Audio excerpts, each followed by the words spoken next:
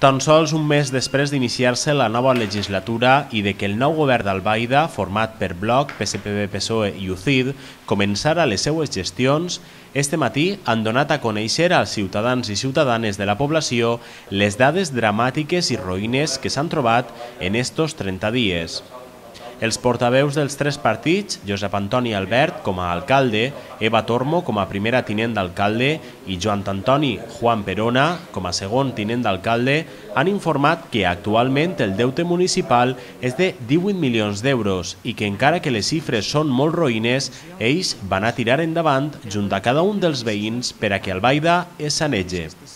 Josep Albert ha manifestat que una vegada van entrar a governar van demanar una auditoria per a conèixer a fons la situació dels comptes de la casa consistorial. A hores d'ara encara està realitzant-se i serà en setembre quan es coneixerà i es podrà saber si el deute actual és més alt i també la situació de Gestiona, l'empresa pública de l'Ajuntament.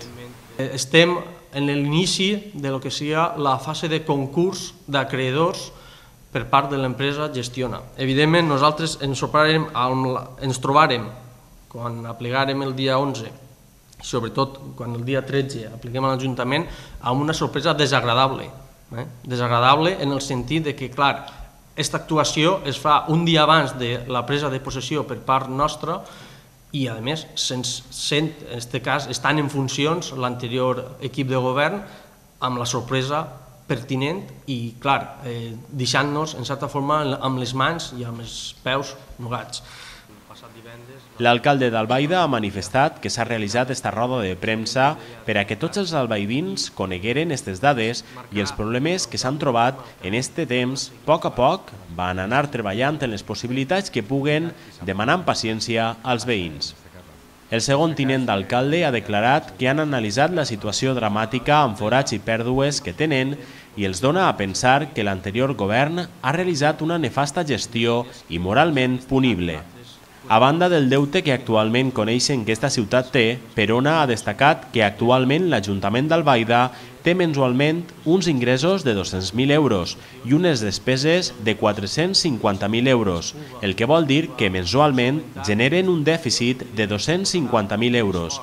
A l'espera de l'auditoria, aquestes són algunes de les dades que coneixen. Estem a l'espera, jo suposo que estarà a finals de setembre, les conclusions de l'auditoria, i això es donarà el guió per actuar en conseqüència. Això és la cosa que es fa, moltes vegades la gent em pregunta per carrers, no us feu, no us mogueu, estem esperant precisament tindre tota la informació per a prendre les mesures escaients.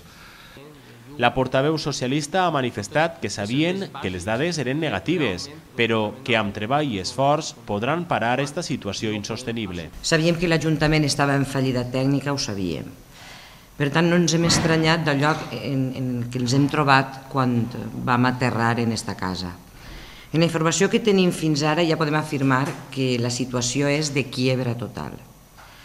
Aquesta és la pura i la dura realitat en la que ens trobem els albaidins i albaidines. Ens trobem en una situació econòmica ruïnosa. Com bé ha dit el meu company Joan, anem ja pels 18 milions d'euros de deute i encara no s'ha acabat, perquè encara no m'ha arribat al fons de la qüestió.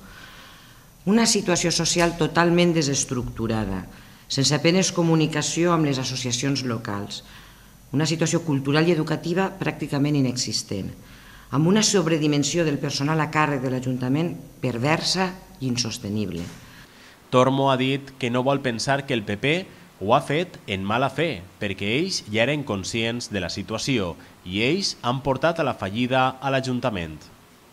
Però hem d'advertir, perquè volem que la població ho sàpiga i s'ho prenga seriosament, que serà difícil, serà dur, però possible. Amb la participació de la ciutadania i amb tota la informació real quan la tinguem damunt la taula, amb transparència, entre totes i tots, hem de ser capaços de prendre les decisions adients per tal d'impedir algo molt important, que la justícia o l'administració central o autonòmica intervingui en l'Ajuntament. Això sí que seria una catàstrofe per a aquest Ajuntament. La regidora ha demanat al PP d'Albaida que arrimi el muscle i que calle. També ha volgut demanar públicament al president de la Generalitat, Francisco Camps, i al de la Diputació, Alfonso Rus, que ajuden a que es solucione el que han provocat els seus companys de partit en Albaida.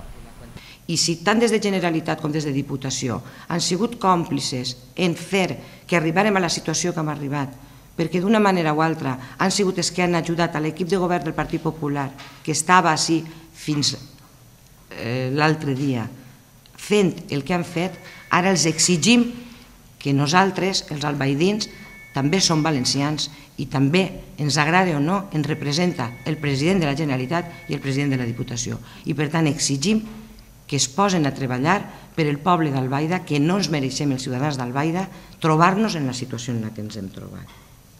Esta roda de premsa ha donat per a més. S'han tractat altres temes dels que els informarem en el Telenotícies del dilluns. Es prendran les mesures que seran dures,